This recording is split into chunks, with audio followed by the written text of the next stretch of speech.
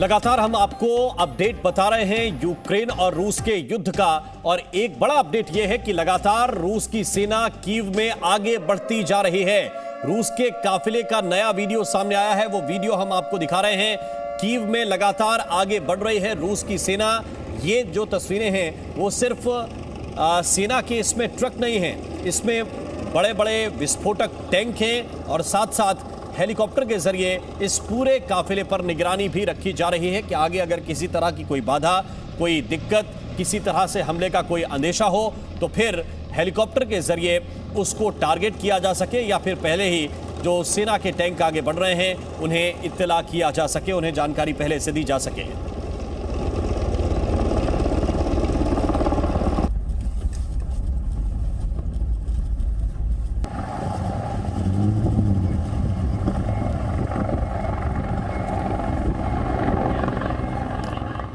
तो ये तस्वीरें भी इस वक्त हम आपको दिखा रहे हैं। साथ साथ हमारे साथ यशिका जी भी जुड़ी हुई हैं, उनके पास हम एक बार फिर से चलते हैं। यशिका त्यागी जी, कैसे देख रहे हैं आप इस मूवमेंट को, सेना की मूवमेंट को?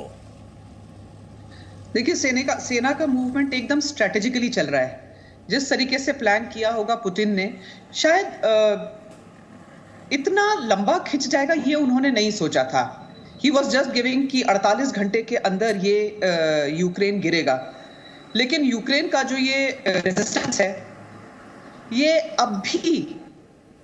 अभी एक लास्ट ब्रेथ कहते हैं जिसको, ये आखिरी सांस ले रहा है, क्योंकि रशियन फौज बहुत ज्यादा है, रशियन असलहा बहुत ज्यादा है। उसके आगे ये यूक्रेन ज्यादा दिन टिकेगा नहीं। लेकिन जिस तरीके से वेस्ट मदद कर रहा है यूक्रेन की, I think that is too little too late. अंग्रेजी में एक भाषा है कि too little too late. Germany ने आज अगर 27 मिसाइल दी या दूसरी कंट्रीज यूक्रेन को मदद दे रही हैं, तो ये उन्होंने पहले से क्यों नहीं किया, जब बहुत समय से रशिया एक वार्निंग दे रहा था? तो ये सिर्फ एक मैटर ऑफ टाइम है फॉल ऑफ यूक्रेन का। और जो आप कह रहे हैं ये बिल्कुल ऐसा ही होना था। देखिए, सबसे पहले एयर बेसेस डिस्ट्रॉय कर दिए गए, उसके बाद लैंड फोर्सेस आगे बढ़ने लगी। अब आप देखिए, इन सब के बीच एक बड़ी जानकारी भी मिल रही है। लगातार तबाही हो रही है खार्किव के अंदर, खास तौर पर क्योंकि ये कहा जा रहा है कि खार्किव को सबसे पहले पूरी तरह से कब्जे में लेना है। बहुत सारे हिस्से खार्किव के ऐसे हैं जो रूसी सेना की कंट्रोल में आ गए हैं, लेकिन पूरी तरह से कंट्रोल करने के लिए अभी भी वहां पर हवाई हमले किए जा रहे हैं और काफी तबाही खार्किव के अंदर हुई है। ये तस्वीरें इस बात को बता रही हैं। ये जो तस्वीरें हम आपको दिखा रहे हैं ये खार्किव शहर के अंदर की हैं। कल भी खार्किव की कई बड़ी इमारतों पर रूस की तरफ से अटैक किया गया, और अब जो तस्वीरें सामने आ रही हैं उसमें कई रिहायशी इलाकों को भी टारगेट किया गया है। हमारे साथ संदीप थापर साहब लगातार जुड़े हुए हैं। थापर साहब, क्या आप ये देख रहे हैं, जर्मनी जो कह रहा है कि हम 2700 मिसाइल देने वाले हैं, क्या ये कैसे पहुंचेंगी यूक्रेन के पास, और कैसे इनका इस्तेमाल होगा, और इसके बाद क्या होगा अगर जर्मनी हथियारों की सप्लाई खुलकर करेगा तो? देखिए, ये सब एक मैं कहूँगा पैंतरा ही कहूँगा, इसका कोई मतलब नहीं है। ये कब, जैसे ही आपने आइडेंटिफाई किया, कब चलेंगी, कब पहुँचेंगी, और हर एक जो इक्विपमेंट होता है उसके ऊपर ट्रेनिंग करनी होती है। तो क्या यूक्रेनियन आर्मी अभी इन हथियारों के ऊपर ट्रेनिंग करेगी, अनलेस ये उनकी इन्वेंट्री से पहले से हैं? ये एक तरीके से डिप्लोमेटिक सपोर्ट है कि हम आपको हथियार दे रहे हैं। अगर किसी को पार्टिसिपेट करना है और इन्फ्लुएंस करना है बैटल यूक्रेन की तरफ से, तो हेलीकॉप्टर, एयर सपोर्ट, टैंक, लेकिन वो तो कोई नहीं दे रहा। छोटे मोटे हथियार, एम्युनिशन दे रहे हैं, वो मैं नहीं समझता कुछ खास है। और दूसरी बात, मेरे से पहले स्पीकर बोल रहे थे कि अभी जल्दी ख़त्म होने वाला है। मुझे नहीं लगता। जो बिल्टअप एरिया जो कीव है, खैर खार्किव है या दूसरे शहर हैं, बिल्टअप एरिया की लड़ाई सबसे मुश्किल होती है। हर एक घर को क्लियर करना पड़ता है और बहुत टाइम लगता है। एक भी बिल्डिंग अगर क्लियर ना हो तो वो एक पूरे कॉलम को रोक सकता है। तो मुझे नहीं लगता ये 2-4 दिन में ख़त्म होने वाला है। खासकर कीव की लड़ाई ये चलेगी अभी 7-8 दिन तो कम से कम।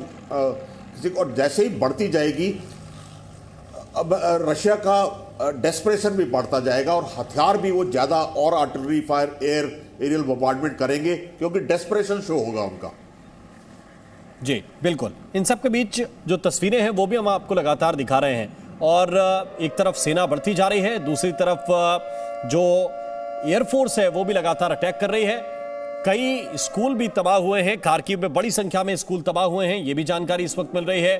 कई स्कूलों की इमारतों को निशाना बनाया गया है, और ये जो तस्वीरें हैं वो भी एक स्कूल की इमारत की ही हैं जहां पर निशाना बनाया गया है, और ये देखिए पूरी तरह से ध्वस्त कर दिया गया इस इमारत को। और जब हवाई हमले होते हैं तो जो इमारतें मजबूत होती हैं वो भी ध्वस्त हो जाती हैं। स्कूल की इमारत सामान्य इमारतों में गिनी जाती है। आरती टिक्कू जी हमारे साथ हैं। आरती जी, पहले देख रहे थे हम कि रूस जो है बहुत बचकर हमले कर रहा था, लेकिन इन हमलों को आप किस तरह से देखेंगे जिसमें स्कूल की इमारतें भी हैं, कई रिहायशी इलाके भी हैं जहां पर यूक्रेन का दावा है कि वहां भी बम गिराए जा रहे हैं? देखिए, यूक्रेनियन मीडिया जो दावे कर रहा है उनको वेरीफाई करना बहुत ज़रूरी है। ये प्रोपेगेंडा वॉरफेयर तो चल ही रहा है पहले दिन से, क्योंकि प्रोपेगेंडा, साइकोलॉजिकल वॉरफेयर किसी भी जंग का एक इम्पॉर्टेंट एलिमेंट होता है। तो ये आंख बंद करके ब्लाइंडली इसको ट्रस्ट करना कि यूक्रेन कह रहा है कि रिहायशी जो बिल्डिंग्स है उन पे अटैक किया जा रहा है, स्कूल्स पे अटैक किया जा रहा है, बच्चों पे अटैक किया जा रहा है, ये प्रोपेगेंडा का पार्ट है। दूसरी बात कि देखिए, रशियन मीडिया को भी देखना ज़रूरी है कि वो क्या कह रहे हैं। जहाँ तक उनकी तरफ से जो क्लेम्स आ रहे हैं कि वो कोलैटरल डैमेज बहुत मिनिमाइज कर रहे हैं, बहुत केयरफुली, अगर तो वो पहले दिन ही वो आक्रमण कर सकते थे, उनके पास एरियल सुप्रीमेसी थी, वो कीव को बर्बाद कर सकते थे, पूरे यूक्रेन को बर्बाद कर सकते थे। रशिया की फोर्सेस इतनी ज़्यादा है, उनकी मिलिट्री इतनी ज़्यादा है कि उनके लिए कोई बड़ी बात नहीं थी कि इस वॉर को वो 2 दिन में ख़त्म करते बम्बार्डमेंट से, लेकिन वो नहीं कर रहे हैं। उसका एक साफ इंडिकेटर ये है कि वो सिविलियंस पे टारगेट नहीं करना चाहते, वो सिविलियंस को नहीं मारना चाहते हैं, वो लोगों को नहीं मारना चाहते हैं। तीसरी बात इसमें ये बहुत ज़रूरी है कि ये जो प्रोपेगेंडा है कि रशिया एक मॉन्स्टर है, पुतिन एक मॉन्स्टर है, जो डेमोनाइजेशन लगातार होता आ रहा है, वो यही दिखाने की कोशिश में लगा है यूक्रेन और उनके नेटो साथी और सपोर्टर्स कि रशिया इज़ बैड, लेकिन नेटो जो है बहुत इनोसेंट है। उन्होंने, यूक्रेन ने, ज़ेलेंस्की ने इतने लोग मरवा दिए ये जानने के बावजूद कि वो मुकाबला कर ही नहीं सकते रशिया का, तो उसकी जिम्मेदारी कौन लेगा? यूक्रेन के जो इनोसेंट लोग हैं जो सफ़र कर रहे हैं, वो उसकी जिम्मेदारी कौन लेगा? क्यों इन्होंने इस पॉइंट पे लेके आए यूक्रेन को जहां पे इतनी तबाही हो रही है? ये बिल्कुल नेटो की रिस्पॉन्सिबिलिटी है और सबसे ज्यादा ज़ेलेंस्की की रिस्पॉन्सिबिलिटी। लेकिन अभी भी एक बड़ा सवाल यह है कि ज़ेलेंस्की के हाथ से बहुत सारी चीजें निकल गई हैं, कई शहर उनके हाथ से निकल गए हैं। लेकिन थापर साहब, एक सवाल यह है कि अभी भी वो ये कह रहे हैं कि आप हमको जीत नहीं सकते। ये अगर लैंग्वेज अभी भी है तो आगे क्या सोच रहे हैं, क्या चाह रहे हैं? मैं आऊंगा थापर साहब, इसका जवाब आपसे लूंगा, लेकिन इन सब के बीच ये बड़े अपडेट जरूर अपने दर्शकों को हम बताना चाहते हैं। कई इलाके तबाह हुए हैं, कई शहरों में, यूक्रेन के कई शहरों में हमले हुए हैं, और कीव में रूस का काफिला आगे बढ़ता जा रहा है। ये बड़े अपडेट इस वक्त हम आपको बता रहे हैं, दर्शकों को ये जानकारी दे रहे हैं। वोल्नोवक में भी हमले से काफी तबाही हुई है। डोनेट्स्क का ये इलाका है वोल्नोवक, जहां पर तबाही हुई है। और इन सब के बीच जो लगातार रॉकेट छोड़े जा रहे हैं, जो लगातार मिसाइल दागी जा रही हैं, उनकी तस्वीरें भी इस वक्त आपके सामने हैं। थापर साहब हमारे साथ हैं। थापर साहब, ज़ेलेंस्की अब भी ये कह रहे हैं कि आप हमको जीत नहीं सकते। ये एक तरह से आत्मविश्वास बढ़ाने वाली बात आप देखते हैं, या फिर अब उस स्थिति में पहुंच गए हैं कि कुछ कहा नहीं जा सकता? देखिए, ये ज़ेलेंस्की अब कर रहे हैं जो उनको करना चाहिए, हौसला बढ़ाना है अपनी फौज का। मालूम है, रशिया, सबको पता है कि रशिया स्ट्रॉन्गर फोर्स है यूक्रेन के अलावा, लेकिन यूक्रेन भी कोई पुशओवर नहीं है। 3.5 लाख की आर्म फोर्सेज है।